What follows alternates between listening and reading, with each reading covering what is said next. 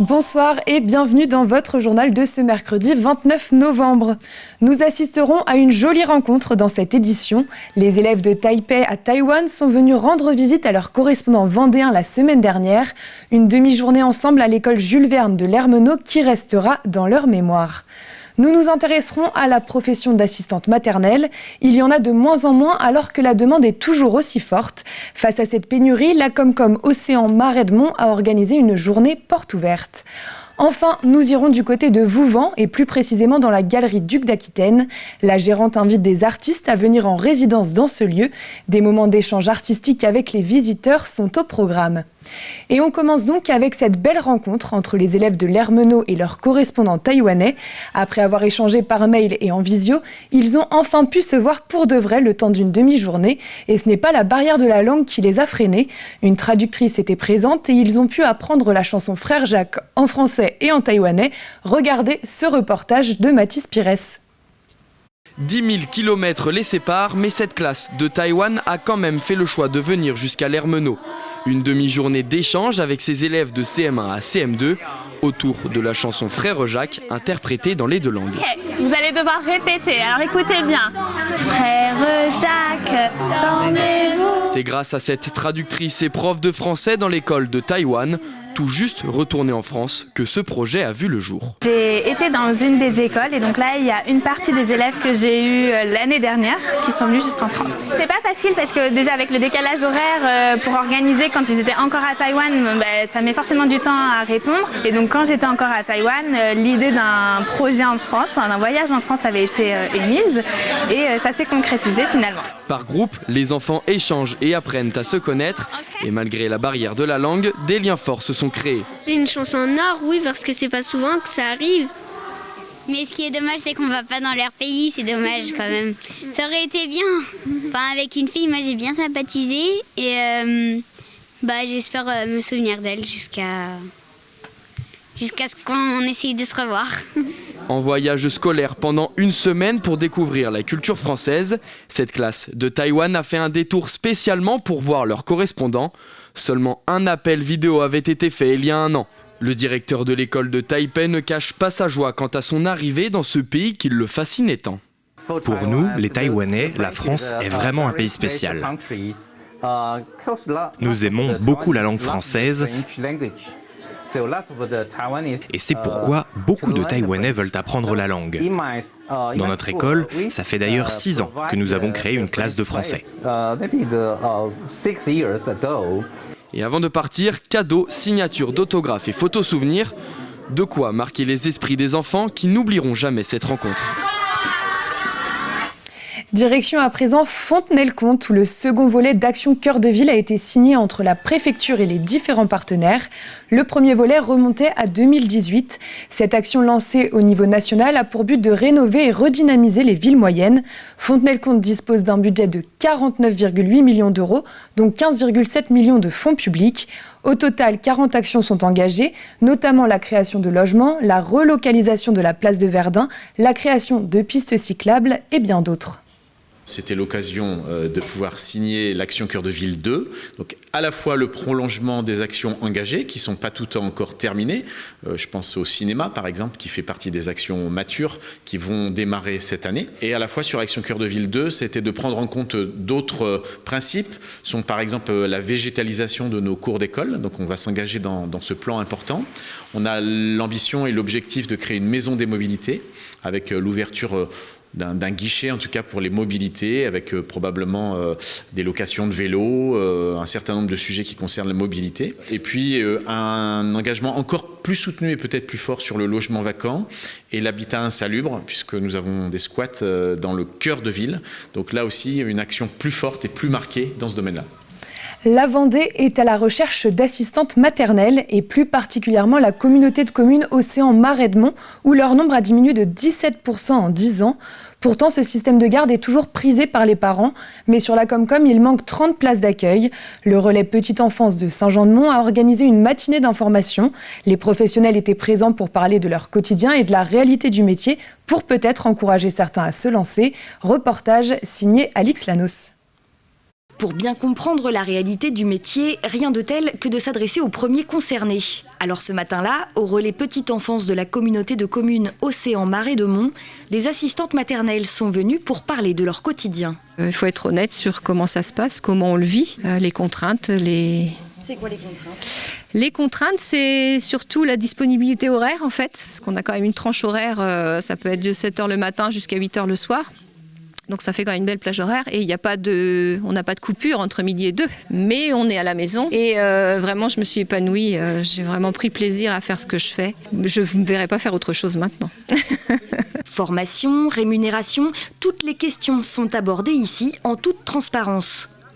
Émilie a entendu parler de cette matinée d'information, parfait pour elle qui envisage peut-être de se lancer dans le métier. Après effectivement il y a une partie que je ne connais pas du tout, c'est tout ce qui est le contrat, les déclarations et tout. Donc je venais voir si je pouvais avoir des informations supplémentaires par rapport à ce que j'avais déjà. Sur le territoire de la communauté de communes, une baisse de 17% des effectifs est observée depuis 10 ans. Alors pour le relais petite enfance, l'enjeu est de taille.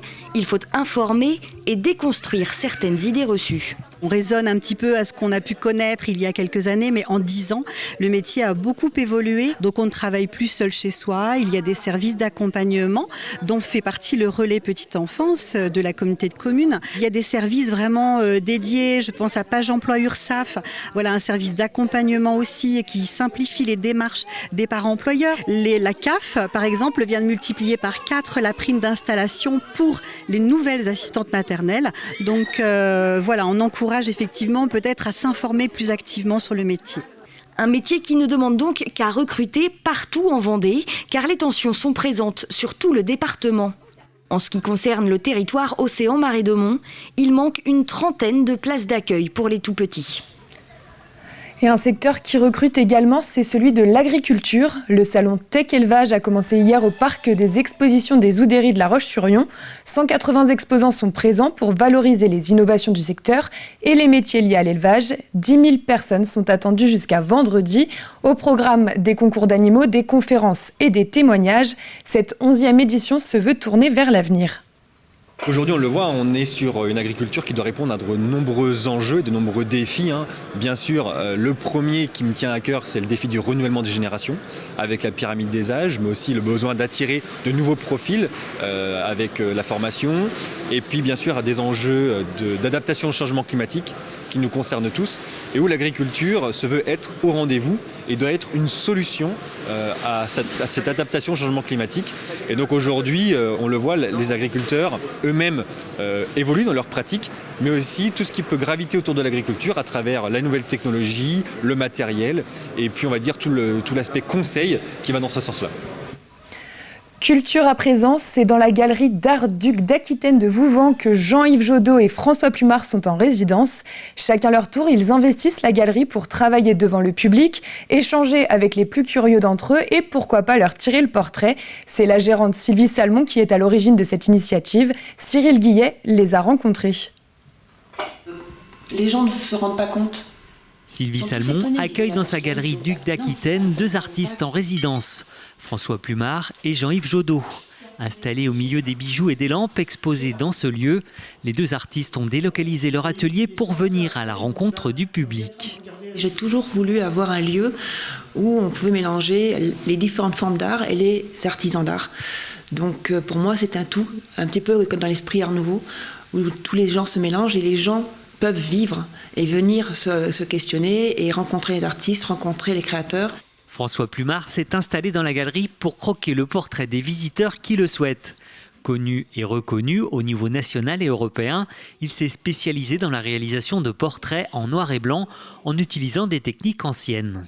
En fait, je ne fais pas de portrait simplement copier une photo, ça ne m'intéresse absolument pas. Je veux que les gens me fournissent un certain nombre de photos pour que je fasse une recréation complète. Je prends un regard ici, une expression là, une position de tête, je modifie, je tourne la tête d'une autre manière. Enfin voilà, je change complètement pour faire quelque chose de totalement unique. Jean-Yves Jodot, lui, a fait ses armes en peignant des décors de théâtre. Puis, séduit par l'univers du street art, il a créé sa propre école sur Nantes. Aujourd'hui installé à la Châtaigneraie, il poursuit son travail de recherche picturale sur toile et donne des cours de peinture. Quand vous peignez tout le temps dans votre atelier, tout ça, vous êtes dans votre bulle un petit peu, et puis sortir de cet atelier, c'est quand même assez agréable. C'est intéressant toujours d'avoir en fin de compte le regard de personnes qui rentrent et qui regardent votre peinture, qui vont après vous donner leur ressenti par rapport à ce que vous faites. Jean-Yves Jodot sera présent dans la galerie Duc d'Aquitaine le samedi 2 décembre de 14h30 à 19h et François Plumard animera ce même lieu aux mêmes heures le jeudi 30 novembre ainsi que le vendredi 1er décembre. Le Téléthon revient les 8 et 9 décembre pour sa 37e édition. Depuis 1987, cet événement récolte des dons pour financer des projets de recherche sur les maladies génétiques rares. Sur le territoire, plus de 350 animations sont organisées sur les 2 jours. L'année dernière, la Vendée avait battu son record avec 1 280 790 € récoltés. Mais cette année, les organisateurs espèrent faire encore mieux. On sait que si on collecte davantage, ça permet d'investir davantage pour la recherche et la guérison. Donc notre volonté à tous, notre souhait à tous, au niveau national ou en Vendée, c'est de faire encore mieux. L'année dernière, on avait en Vendée battu un record. Au niveau national, on avait retrouvé un niveau qui avait été atteint en 2016. On espère effectivement faire encore mieux cette année. Et on ne doute pas que ce sera le cas, vu la mobilisation qu'on observe aujourd'hui sur le terrain et les premières mobilisations qu'on a pu voir dans les premières animations qui se sont tenues. En tout cas, ça sera un téléthon où ce sera la fête. C'est ça qui est important et la fête génère la collecte. C'est la fin de ce journal. Votre prochain rendez-vous avec l'actualité, ce sera demain matin à partir de 7h dans la matinale. Passez une excellente soirée.